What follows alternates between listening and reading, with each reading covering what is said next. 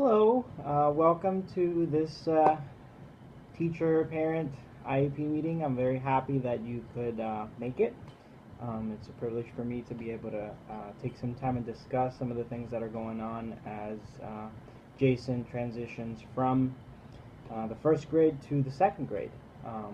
We have some really exciting things going on, and part of the reason why I wanted to have this meeting with you is in order to sort of share some notes with you about how we've seen the progress of Jason throughout the year, some of the strategies that we've implemented in order to assist him in reaching his fullest potential as one of our students, and also just to sort of keep you posted on some of the things that have worked, some of the things that haven't worked. So we will try and do that as best as we can. So starting off, first of all, Jason, 8 years old. He's in our first grade class. He is a very social student. It's kind of funny because he engages conversation with anyone that comes in, be it a teacher assistant, the PE professor, anybody. So he's a very social kid, and he's a joy to have him in our class. We know that he is a die-hard Toy Story fan, die-hard Star Wars fan, and he is an action figure aficionado. So those are little tidbits of information that we've gathered throughout the semester. So it's really fun to have him in our class, and I'm not just saying that. It's very, very fun. We also understand that he has hydrocephalus, which is a condition that causes cerebrospinal fluid to store up in his head. It expands the skull, and it also causes some trouble, putting some unnecessary pressure on his brain tissue, and sort of causing him to have a couple of symptoms, including like lack of balance, a little bit of issues with coordination, lethargy. He has some developmental issues. Sometimes he gets irritated. Sometimes he has issues with memory loss and different things like that that we've taken into account in order to try and assist him as best as we can. A couple things about him. Linguistically, he is amazingly developed.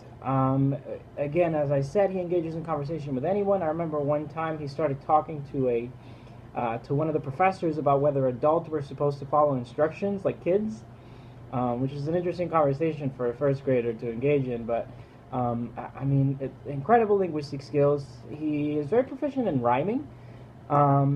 In terms of motor skills, he is very well developed as well. Generally, he's super friendly in regards to interacting with his classmates and with the teachers and with everybody. We have no issues with him whatsoever. We do have some areas too in which we want to help him, because we have noticed that he has struggled. For example, in terms of spelling, in terms of sounding out words, in terms of writing, in terms of reading, in terms of getting a little bit frustrated when he can't understand a concept, not being able to focus on one thing at a time, being able to not get tired so easily. So those are a couple things that we'll get to talk about. One interesting thing about him, he speaks about his goals a lot, as any first grader would, but he hasn't quite picked what he wants to be when he grows up. The only thing that he's consistently said is that he wants to be a dad and to have a family to do stuff with, which is very, very special for a kid of his age. A little bit about my class. I know that you guys are probably curious about what goes on in there. My class is a first grade lower level remedial math course. We cover things like addition, subtraction, measuring, counting, identifying numbers. We use manipulatives, which are just objects, little blocks and little things to help out the kids in their doing math, essentially. The class is meant to be sort of a class that provides personal learning environments for the kids. We have 10 to 12 students maximum in the class, and they divide themselves up in little groups of 2 or 3. We normally have at least 3 teachers in the classroom, myself, a teacher assistant, and also a special education coordinator, and we're all doing different activities about the same subject of the day. So there's multiple teachers throughout. We don't do lectures. The students switch table groups every 15-20 minutes to continue performing different activities of practice. The class is also self-paced, So we don't expect all the kids to work at the same speed and with the same amount of work. So we have that advantage that we can personalize the material a little bit. Just some of the expectations that we have for Jason. Generally, we just ask him to follow instructions, to switch table groups in order, to respect his friends, to stay on tasks, to practice material at home with the parents, and that's where we have some of your help as well. So let's talk a little bit about his strengths a little bit more. As we said already, linguistically, he is very well developed. Jason is also very capable of understanding basic math with assistance. Whenever we help him to understand a concept and he gets it, he no longer has any trouble with it. For example, he can already count from 1 to 100 almost without any cues and any help. So we worked on that for a little while, and now he doesn't struggle with it. Now, he does have some areas of difficulty that we want to address. First of all, in terms of reading, he cannot yet identify numbers on a page. In terms of writing, he has trouble writing down answers on tests. Additionally, we mentioned he gets easily frustrated with assignments. He gets kind of overwhelmed.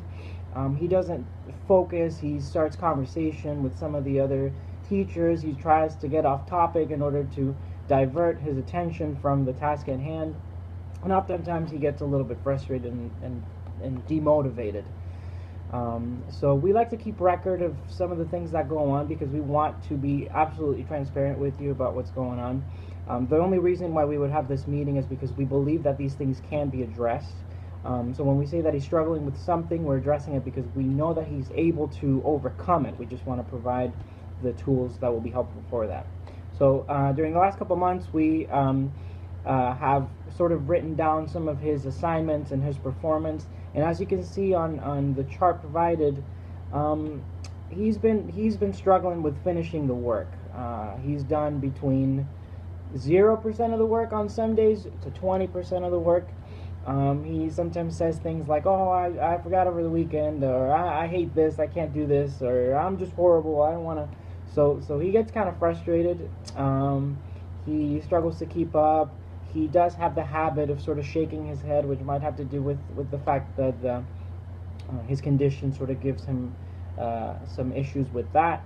And he does get overwhelmed quite easily. So we had been taking record of what's going on in the past couple months, and having identified some of those areas of difficulty, we were able to set some goals for his performance and implement some strategies that we believe could be helpful to him.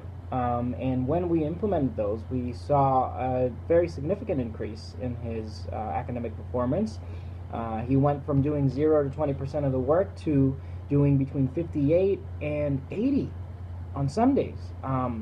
So some of those strategies were, first of all, including some brain breaks, replacing written tests with verbal reporting and testing, and also mastery-oriented feedback. So I just want to talk a little bit about what those are. Initially, brain breaks. According to Goldbook Toolkit, it's one of the websites that we use, one accommodation that is helpful for students who easily get overwhelmed and frustrated is implementing brain breaks.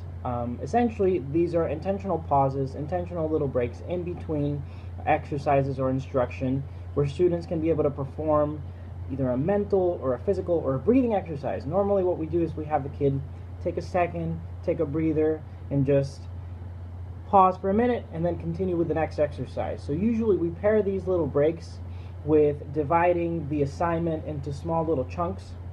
So this for Jason would look like whenever he's feeling frustrated, we allow him to take a little break. Just tell him, all right, take a breath, try and stop shaking the head, and let's try this again. Let's just take a moment. And additionally, we try and help him get refocused by covering all the other exercises on a sheet of paper so that he's only looking at the one exercise that he has to do. So sometimes that helps him focus as well.